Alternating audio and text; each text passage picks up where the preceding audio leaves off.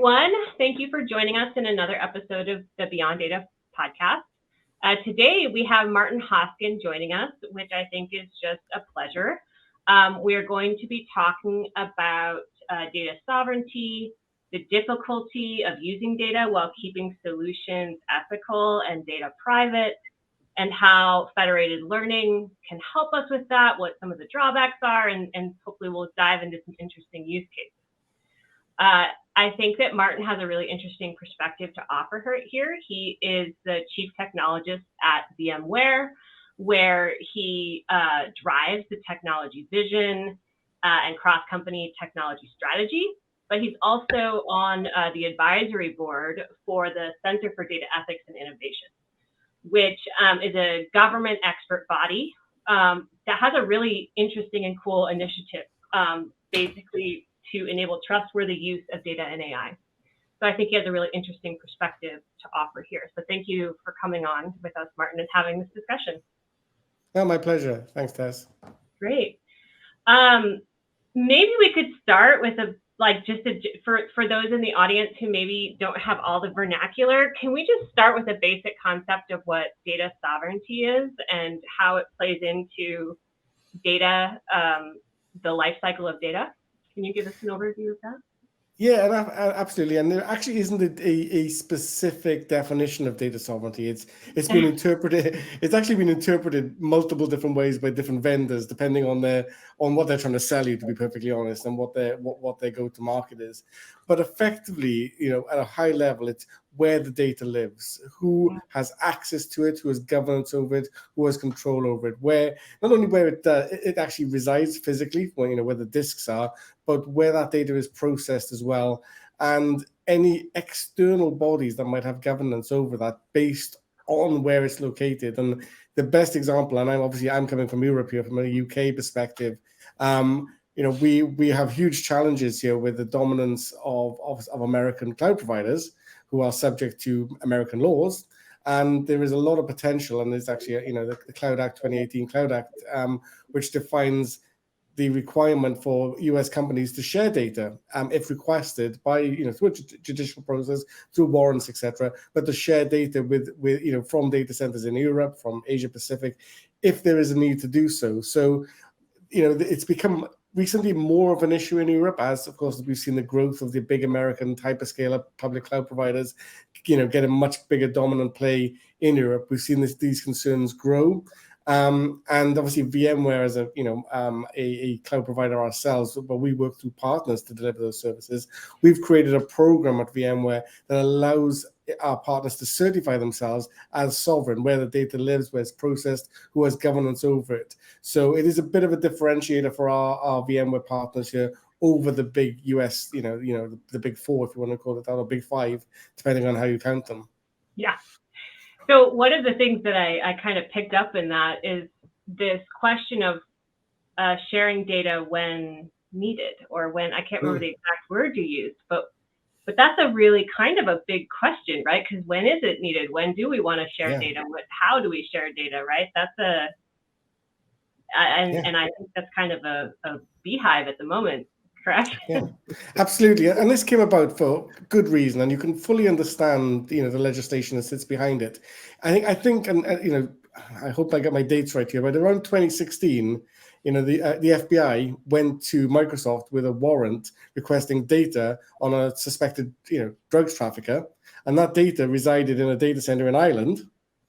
And Microsoft turned around and said, no, your warrant does not cover data that's stored on another sovereign soil. So, obviously a whole judicial process around that happened in your Congress, and new laws came about that would potentially force Microsoft or other cloud providers to share data where it was absolutely required and had been approved by through a judge has to approve that, of course, and that data would be made available to them. So, and nobody's going to question the justification around this, when it comes to catching drug traffickers or whoever it might be, but it does play into a whole nother narrative about governance and control over data. And if you're putting your data into the hands of a large US enterprise or cloud provider, what are the risks associated with that? And those risks for most businesses are minuscule, really, really, not something they're overly concerned with. And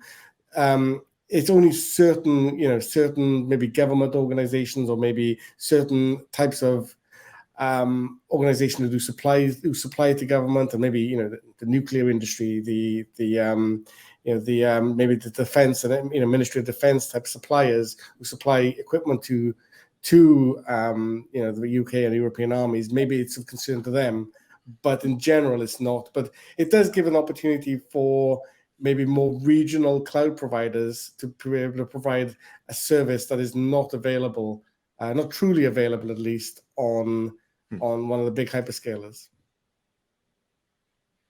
Yeah, interesting. Well, and I think it's what I've noticed emerging, and you know a lot more about the space than I do. Like in your example about this drug trafficker, because it's a U.S. citizen, correct? In that example, yeah, that data is living in Ireland, but whose decision was it to put that data in Ireland? And was it not until it was there that it was like, oh wait, why is his data in Ireland? Like that regulation just didn't exist at all in terms of where it should be in the first place until like the spotlight was put on it. Yeah. And I think compounded on that is this issue of completely different laws around regulation and data access between different countries. So it makes it quite complicated. Yeah. And I guess I don't know the exact process behind this, but I'm guessing when you sign up for an email account on a Microsoft service, based on the geo that you put in and you choose, I live in this geo, it will do some level of localization and keep that mailbox reasonably close to you, as close to you as you potentially can. But there's no control over, me saying that I'm, a US-based resident, or I'm an Irish-based resident when I'm actually residing in the UK. There's nothing to stop me choosing that. But yeah, it's a well-documented example of how this came about. And like I said, it's for many organizations, for many businesses, it doesn't even come in. It doesn't even factor into their risk, their risk, schedule, the risks they have to consider.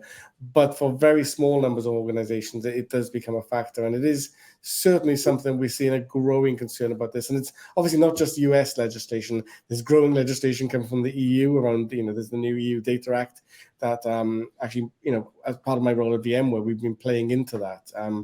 And feeding information, structured industry-focused information into the EU Data Act. That's going to have quite a significant impact as well, because the portability of data is going to become a requirement. So moving data from one provider to another provider is going to be a requirement of the EU Data Act. And that's perfectly possible, but of course it brings in a whole range of challenges around egress traffic costs, around security, around actually, it's not just the data, but it's how it's accessed. What APIs are being used? Is it S3 data? Is it structured database data? And it raises a lot of questions about how practically that can be implemented. Yeah, and that's there's a lot of complexity, right, that goes into with how we share data, how we keep data safe, how we keep it secure.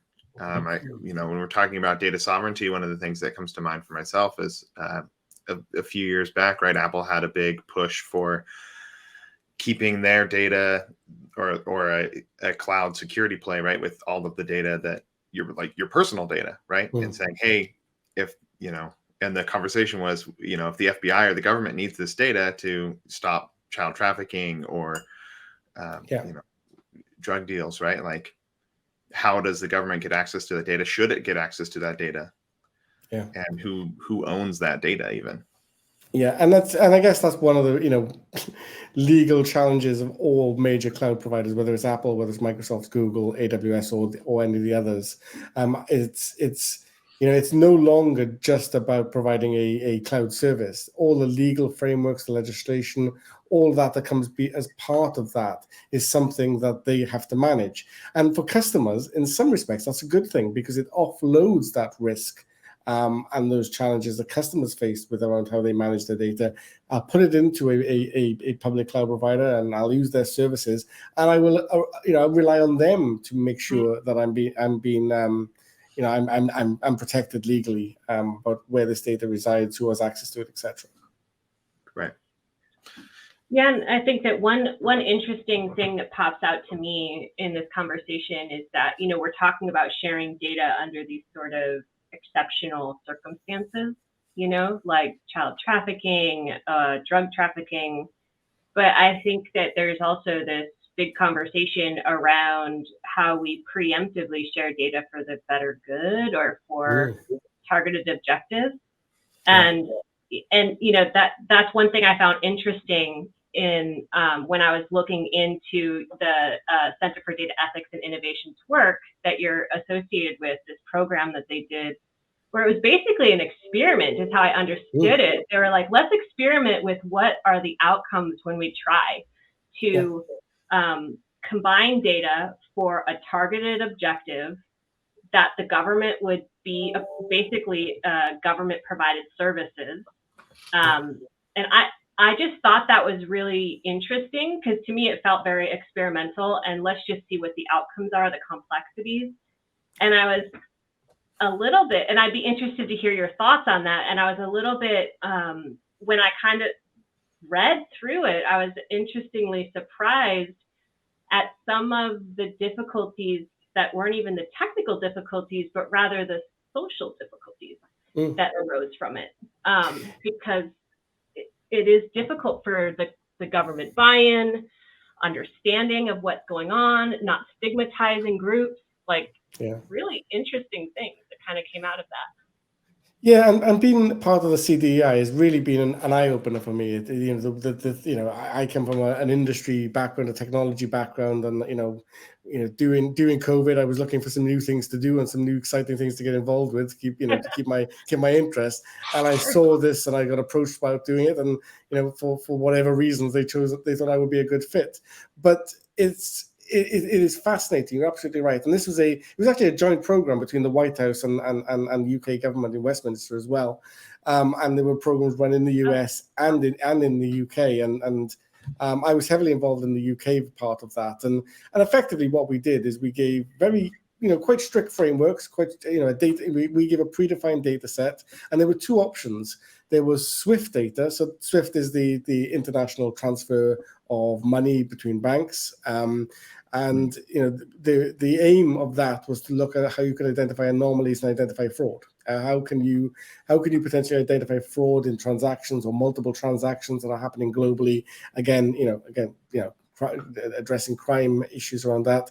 And then there was a COVID data set, and I think most of the entries actually tried to address the SWIFT data set, but there were certainly some that tried to address the COVID data set, and I think that is very, very interesting, because in those sort of 2 years that we were dealing with COVID, most of civic society, most people on the planet shared information, medical information, with people that they would never have done previously. They were downloading apps onto their phone that were tracking them. Then they were able to.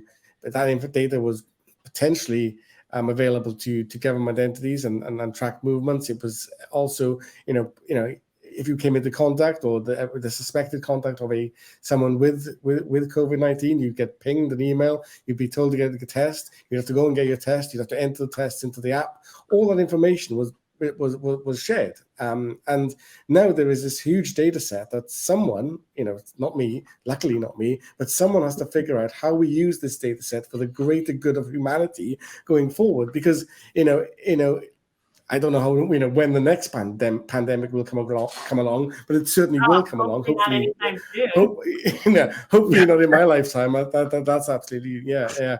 But that data set is going to be studied, and PhDs based around various aspects of it for decades to come. It's really important data. And of course, the whole research data about, we were doing a lot of randomized testing in the UK, and I'm sure you were doing that in various states as well in the US. And, how that data is used to see how that virus spread from person to person, the amount of information in there is absolutely huge. it of course is to society's benefit to be able to leverage that information in some way. But how do you do that in a way that, it anonymizes that data in a way that it keeps, people's privacy, how that data can't be reverse engineered to provide additional, insights into people as well. So, there were these two different challenges set, and various groups from universities, some from industry, some joint groups between academia and industry did joint efforts on that, and the outcomes are fantastic, and very challenging to read the research papers. For someone, I grew up being a musician and moved to IT much later on in my career, so it's some of the most challenging research papers I've ever written and tried to understand were these papers.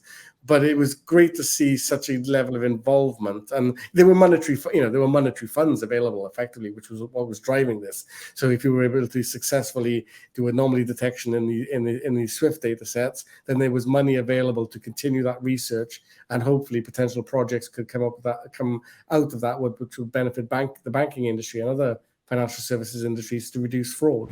It's very interesting, thinking about especially like fraud use cases, right? Because if you think about the banking industry, right, tends to be very siloed in how they treat data. And we're really asking people to say, hey, can we share data across these different banks, across international borders? I guess I want to understand a little bit more about how that data was shared or collected, or like how can it be applied to these different situations? So one of the challenges with Swift, you just hit the nail on the head there, Peter. Banks can't share data with each other. They're very limited to the amount of what type of data and the amount of data they are allowed to share. So the solution that was sort of prescribed here was a federated learning solution. So you effectively have Bank A using a learning solution to look at anomalies. Bank B, that may be the source or destination, was looking at anomalies. Then a third location was collectively looking at that data that had been had come out from that analytics, and actually looking across both banks. So at no point does each bank share full data with them. Obviously, the only information they're sharing are those Swift bank numbers, those very long bank numbers that we occasionally have to enter into our online banking and hope and pray that we've done them right when we click send. So that is the only information that they share with each other effectively. I think there is some additional metadata that goes along with that, but predominantly it is just some long numbers. So how do you do that? How, when two independent banks in different parts of the world are not able to share full levels of data sets about their customers and the money that they're transferring between accounts and between geographies? How do you do that? And this federated learning model is the model that was prescribed, and from what I understand of the technology, is going to be the way that will have to be done.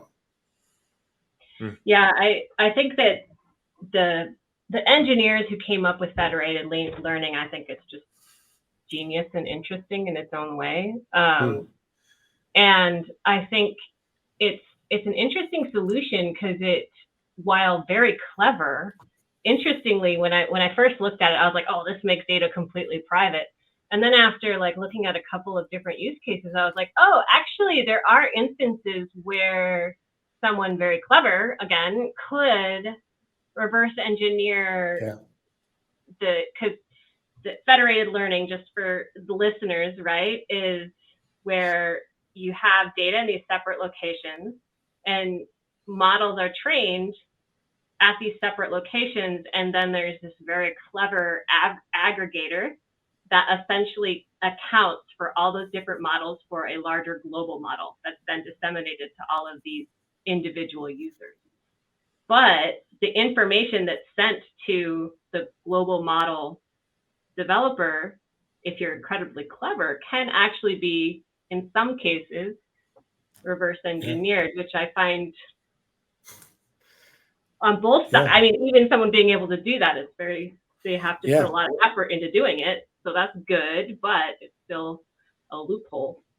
Yeah, and I can give you some insight here that was one of the scoring criteria. Reverse engineering the algorithms used was one of the ability for third parties to do that or not do it was one of the scoring mechanisms used for scoring those entries in that competition. So again, how realistic that would be based on the limited data set, I think it's hard to define really. But we, for this particular competition, there was a set data set, whatever tens of thousands of lines were in it, and that was what everybody used. So maybe with that smaller data set, reverse engineering might have been a more viable option. But in real use cases, when you're talking about tens of millions of lines, how many bank transfers are there per day? Yeah. Internationally, I have no idea, but I suspect tens of millions of transactions. How realistic is that then to be able to reverse engineer across all of those different federated environments? And for the scenario I just gave was Bank A and Bank C and Bank B, but actually you're right, federated learning might be 20, 30, 40 banks feeding into this aggregation system and using separate deep learning algorithms to analyze the federated outcomes from each of these banks. Yeah, and what it highlights to me too is that there is this strong need to have someone developing these solutions who's willing to weigh the risks and the probabilities of a risk, because in this example, it's super unlikely that it would ever track like probabilities like sub 1%, right? I'm one of those people who never goes 0 or 100%, but like when there are ways to make it more private. Like one of the things I've seen is if you add noise to the model, it makes it more private, but it also has the downstream effect of making outlier groups less part of the overall model, which gets into bias issues. And so if you don't have someone building these or applying this solution to specific use cases in a really robust way, who's not weighing that whole issue, they might overcorrect and say, oh, well, let's add a bunch of noise, and it will decrease accuracy, but we'll find the right bench hold without thinking about the downstream effects of that too. And that's part of the whole premise of machine learning, or taking it to AI levels, is how do you find that correct balance of using data in a way that benefits business or benefits society or benefits healthcare, whatever it might be, but also provides the security and the lack of bias. And you're absolutely right. As soon as you start adding inference in there, you're going to start getting reduced accuracy effectively. So how do you manage that? And again, I don't think we neither of us are, none of us are philosophers, but how do you manage the outcomes of that long term? And again, this comes back to AI ethics. I know we're talking about data ethics predominantly here, but there's a huge overlap with AI ethics as well, and how we manage that going forward is going to be key. That balance of specific data, learning data, inference data, etc. Yeah, and I think you brought up there's kind of like a lot of different risks that are associated with this, right? Like one, you have the risk of like personal identifying information being able to be pulled out of these systems. And then you also have like the risk within the data itself, like that the data could be used for, maybe nefarious or just like improper purposes. Like one of the things that I think about with this, like sharing of information, how it can be used for the betterment of everyone, right? Is like with genetic data, we have lots of different companies that are collecting genetic data that can be used for medical treatments, or can be used for giving people information about the risks based on their genetic markers, right, or other information. But like if you're sharing that data, or if you have a way to reverse engineer it and say, okay, I can learn very specific information about this person, or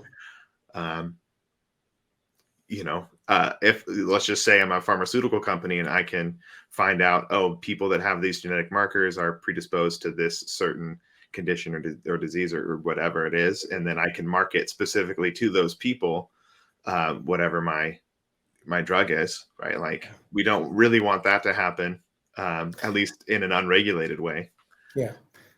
But proactive healthcare is going to be, a big part of this innovation as we go forward. That ability to know what illnesses, what diseases, what conditions you might be vulnerable to, and being able to treat those very, very early on is going to be a key part of learning. But you're right, Peter. How you manage that is going to be key, and how you share that information. The pharmaceutical companies, I've got a huge burden of how they use their data, because obviously they run a lot of trials with their new products and existing products to maintain the levels of assurance that they need for those drugs. But how do they manage that data when there's money involved? There's significant amounts of money involved in pharmaceuticals, and they have stockholders, and they have to find that balance between pleasing stockholders, pleasing the board, and also running that line of ethics in ensuring that they're producing products that are meaningful from a remedying conditions perspective. Do you think that clear regulation around what ethics is and how it needs to be defined and regulated within these industries is the only thing that will really have a seat at the table, so to speak, at least in close to even footing with profit? Yeah, but we're almost day zero. We're almost at the very beginning of this journey around ethics around AI and data and the ethics around product development, etc. There are various companies out there, Google, Microsoft, and others, who have tried to define some initial frameworks and key considerations around the use of AI and machine. Well, I guess more on machine learning from an outcomes perspective. But we are at the very beginning of that, and of course, we don't know how that's going to evolve over time. We've got this, it comes down to strong and weak AI, doesn't it? We're still living in a world of weak AI, which is effectively just answering questions based on data that we give it. When we move into a stronger AI model and self-learning becomes a realistic thing, when we start to talk about what we now only see in the movies, that how do we get ready for that? How do we get ready for that in the next couple of decades?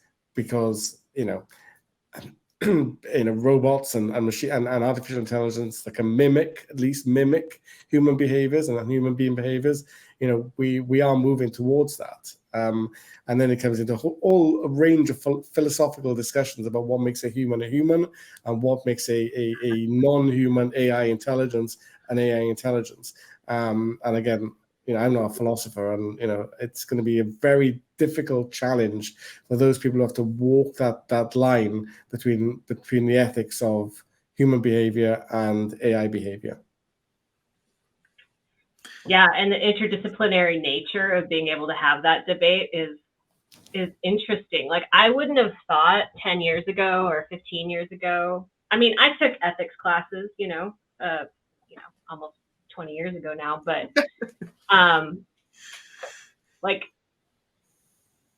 it's interesting because even like this conversation around weak versus strong AI, there's the conversation around the power of the AI, which I think is very interesting, and probably more interesting, as you say, Martin, once we start to approach strong or general AI. But there's also this kind of thing that's staring us in the face right now, which is the intersection between weak AI and how humans perceive and use it. And that's like crazy, because I think it includes so many disciplines, because it includes data science, technology, ethics, law, psychology. And I think that's why it's so difficult to even talk about. Yeah, you're absolutely right. This is not an easy subject. This is, referring back to the CDI advisory board. There are a handful of, I think there's 3 people with industry background there. Everyone else are PhDs. And when I go to those physical meetings, I'm surrounded by professors and doctors from universities, and I'm the voice of industry almost. And it's, obviously it's everyone has a different view and different philosophy on these things, but there's certainly a gap between the academia view on AI ethics and where it's going to end up, and an industry view. That those are very separate at the moment, and at some point, I think those going to come together. Whether it's autonomous weapon systems, whether it's autonomous vehicles, at the end of the day, these are private companies building equipment that they want to sell, and someone has to find that balance of being able to ensure that we maintain safety and security, whilst also we move to the next phase of human evolution almost. It's a very big questions. Oh, gosh, yeah. So, and I'm interested in understanding the nuance between the academic philosophy versus the industry philosophy. Can you say a little bit more about that? Like, is it just a sense, or is it like different? Because I imagine there's also a terminology barrier, probably, I would imagine. I think it just mirrors maybe part of society where there is a divide between the sort of academic and the industry view of the world.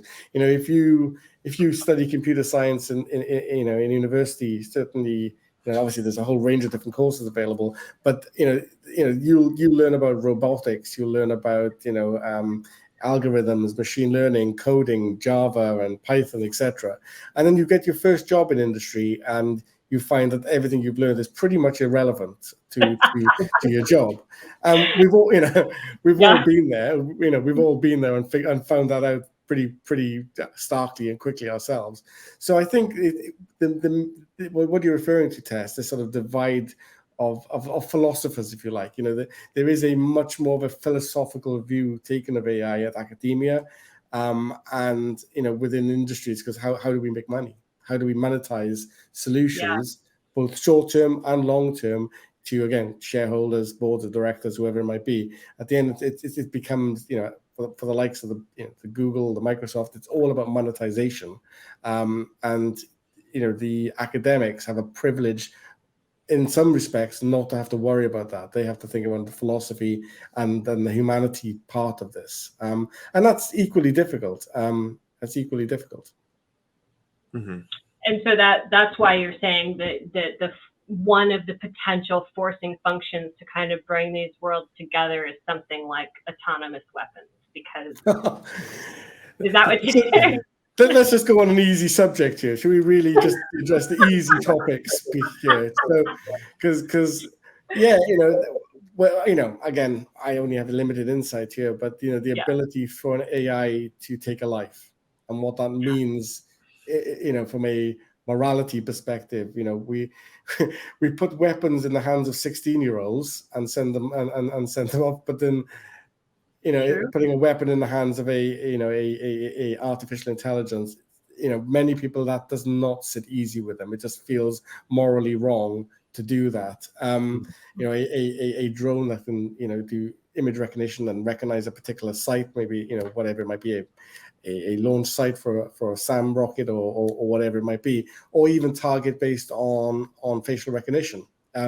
These are things that at some point in the future, someone is going to build and is going to look about how we use those types of systems and those types of weapon systems in a ethical way. From my perspective, we're not there yet. But we, again, in the next 10 years, we are going to be there, and someone has to figure out, do we allow an artificial intelligence to make this type of decision, a sort of life and death decision? Right. It's pretty interesting, because I think when everyone thinks about the rules that we should have governing robotics or AI, right? Everyone thinks of the Asimov's laws, right? Where robots cannot do harm to people. But in this case, we're very from the design, right? These are robots designed to do harm. So it's I don't know, it's a very interesting conversation to have, and I mean, definitely one that needs to be had in the broader public space, right? Because we don't really just want to have these decisions being made by governments or private entities behind closed doors, right? Like, these should be things that are discussed and made I guess kind of public, or international laws, right? Really. Yeah, and I guess we are, I know, where I work with the CDEI, they have very close relations with the White House. They have close relations with various teams across Europe, and are collaborating, globally, and Australia as well, actually, and collaborating globally on the thinking around this. And I guess at some point we'll take that to the next level and have some sort of global forum around this, because you can guarantee that different countries will interpret things in different ways. Different countries have different philosophies, different different ways of looking at things, and we whether it's China, whether it's Russia, whether North Korea, how much influence in reality can we have over rogue states, I guess, is where we're going with this conversation. Is President Putin going to abide by ethical laws around the use of drone technology and weapon systems on drone technology? Chances are probably not. So we have to think, how do we best provide a global forum to provide frameworks around the ethics of this technology, and get effectively as many countries as possible to buy into that. And then where we have outliers, obviously they stand alone. Again, politics, it's beyond my pay grade, but how does the UN address this at some point in the future? Right. Yeah, and part of it's creating a global standard, right? Because you don't know if someone's in violation of it unless you've established a standard, the same way that we have a global standard for, say, chemical weapons, right? No, you're absolutely right, Peter. I think at a global level, the best we're going to be able to offer is a framework of standards, and then individual countries will need to look at how they interpret those and how they fix them into their society model. And the world isn't a single country. It is a very diverse place, and we have to think about that diversity as we talk about this technology as well. Well, and it's interesting because I think one of the things that really resonates with me is, going back to the interdisciplinary nature of even exploring these things. I think the same skill sets exist across the whole spectrum. So if we think about potential harm of sharing data now, and what that means, like how it's affecting society, how we want to come together as a humanity to put regulation around privacy and ethics. That exercise is very similar in the stage now, even though the subject matter has higher stakes and different bounds of philosophical, glamour. Yeah. But like that, I feel like it's almost a tool for us, because my experience is that these issues are pretty heavy even now.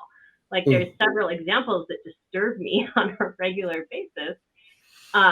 And they're really good examples of how we could maybe set a framework and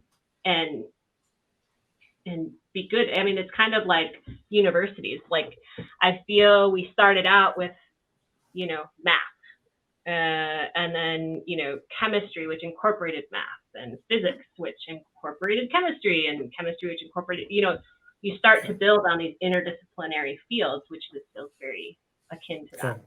Yeah, and I agree. This will evolve, way beyond what we're talking about today, because this technology will evolve. What we understand today and our capabilities today will be very different in 5 years' time, in 10 years' time, and beyond. So it's in whatever we do from a global framework perspective, it's going to have to evolve as the technology evolves as well. And that's, I guess, part of the challenge. I think it's very difficult to do that. Certainly from a legal framework perspective, it's difficult to have ambiguity in law. So you've got to, because law is not ambiguity. It's a crime. It's not a crime, or laws cannot normally be and clear in that way. But the frameworks can be, when you build a framework of understanding and a framework of principles, if you like, of how something should evolve, then that can allow individual countries to use those frameworks to actually build their own legislation. Yeah, and I would argue that the scientific process is largely all about ambiguity. And so that's interesting. I guess, I would say the scientific process is about starting with ambiguity, right? And then reducing that until you can create a system to really explain that, right? Yeah. And I like, it's going back a little bit to talking about data sharing, data storing, how we use data as kind of a global community. Just like when we think about the data that we want to share, let's just pick hospitals as an example here, right? Like, ideally, we would like to have all the different hospital systems to be able to share data between them for the best outcomes for their patients, right? We don't want to have, oh, hospital A, you ran this medical test and you found that, this decreases, the death in patients by 3%. Like, we want to be able to share that, or whatever it is, right? If I'm a person and I go to a hospital, I want to be able to have my medical records pull from this other system and be able to share that. Like, is any of that sharing, or like, how is that sharing like part of the conversation? So in the EU, they have a project called Gaia X, and that is exactly what you just described there, Peter. How do we build, again, federated data models that can be shared across EU countries, which will help citizens, and civil society. So if someone moves from France to Germany or crosses the border from France to Germany, effectively their data records and their medical records can travel with them.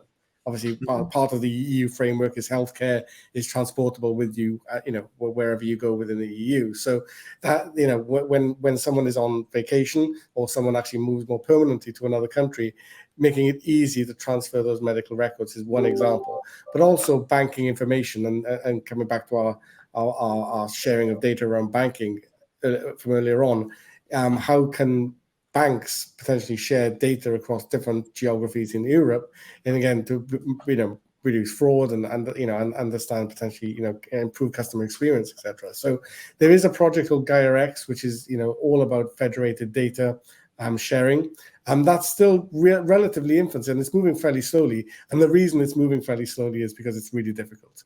It is really difficult to do this. So how do you build trust models, security models, access control models across a very diverse set of data sets and technical solutions, storage solutions, whatever it might be?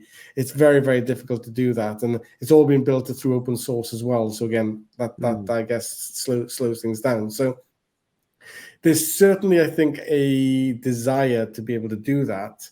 And there's certainly going to be benefits to society, if you're able to do that. But I think we're still quite some time away from there, from getting there effectively. And maybe the US would be a better example of the medical example, because you have so many, hospital, and obviously healthcare is completely different in the US than it is in Europe.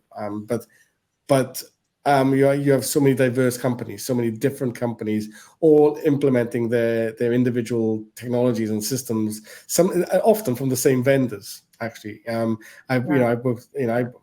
my previous role at VMware was in a global team. I worked with lots of healthcare organizations in the US and spent quite a bit of time with some of the big software providers there on how they host those systems. But I think that may play a bigger role there. How do the providers of the software allow the sharing of data across, of individuals across different hospitals? I think at the moment, as far as I'm aware, at least, they can't do that. But I think maybe there's ways that that could be made possible through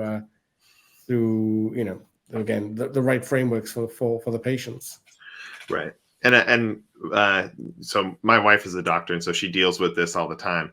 But like, generally what we see, right, is if you're on the same system, then you can share information within that system because those software developers have built in the proper controls to be able to share within their own environment. But as soon as you go between environments, then you have all sorts of problems. And so, it's pseudo regionally based. Yeah. But it's not really, right? Like two hospitals next door can be on two completely different softwares, and those might not communicate at all. Absolutely, and that was one of the things that, again, different healthcare systems in Europe, the diversity of every hospital effectively hosting its own data center, and they're having their own data center infrastructure. I know, and many organizations have multiple hospitals, and that makes things a little bit easier. But you have, because of the level of competition you have there's also an element of differentiation that you can bring into that. But certainly, I won't name them, but one of the software developers I worked with in the US, they were trying to move more and more of their hospital clients to the SaaS-based models that they were building. So that would effectively maybe simplify, again, people moving from state to state and having access to medical records in multiple states. And I think that maybe that would simplify that. But I think, again, that's a long-term journey. Is many of these hospitals host their own data centers, have their own data sets, and actually doing some of that type of work in the cloud. I'll use the inverting commas there with cloud. So it might be more challenging. Yeah. Right. Yeah, and I do know that, right, multiple cloud providers are looking at how do we share data between companies within our own environment, right? Yeah, I think we'll see more of that over the next few years, more sharing. The reality is the EU is going to force this, is the reality. The ability to move my services from one public cloud provider to another public cloud provider, that is going to be enforced by the EU, and to make it as simple as possible for the customer, the consumer, whatever it might be as well. So, the big public cloud providers are, to some extent, going to be forced to do this, but the collaboration, I think we'll see some gaining collaboration, and then we'll get into this whole concept of super cloud, where everything is just consumed from a single portal, and it doesn't really matter. Everything else is just commodity. Well, but that's interesting because then because I was talking with Ellie Graydon in a previous podcast, and one of the things that she was talking about is the advantages of regulating at the point of outcomes. So pushing more of the regulation towards how the data is actually being used and integrated with society as a large part of the continued regulation. Where if that was the case, where you had some set of regulation that allowed for that, then moving forward, it's all just about how you regulate the outcomes. But you're going to have the same geo challenges, because a lot of these companies are US based, and customers who are in Europe. Their data is residing in data centers in the US.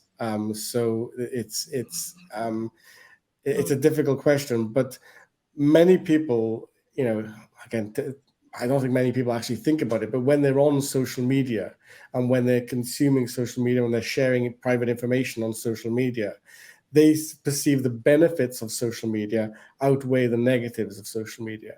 And that's the sort of choice that they have to make. I would rather be on Facebook and be able to communicate with my friends and family than not be on Facebook and not be able to do that through this forum. So I think people are making active choices. But the problem is how aware, what is the level of awareness about how Facebook, and I don't want to pick on Facebook because there's other social media providers out there, but how is that data being used, and how is it being used to target them for targeted advertising, and how that data is being sold to third-party companies, etc. Yeah, I mean, it's a very valid point. I mean, I think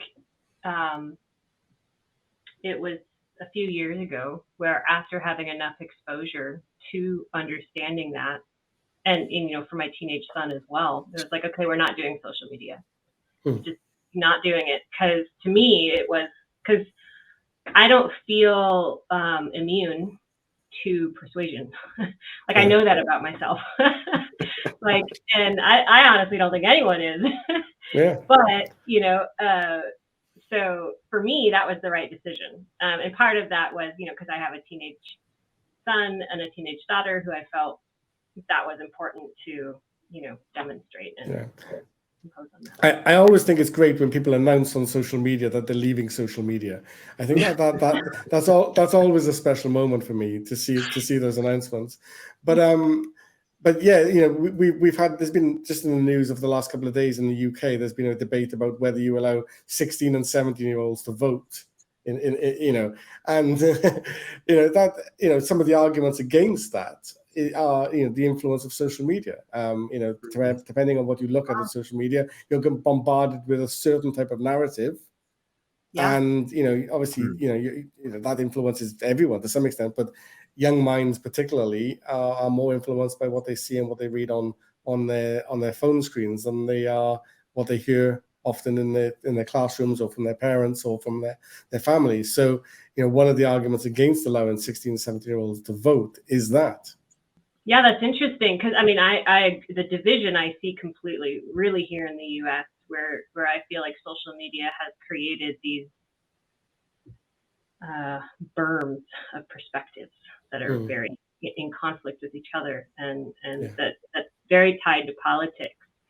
And I hadn't heard this argument that like young people, like 16, 17-year-olds are more susceptible to that, but I see that, like, yeah, they're younger minds, they're spongier minds, they're, even my 17-year-old, like, literally my opinion doesn't mean very much at all at this point.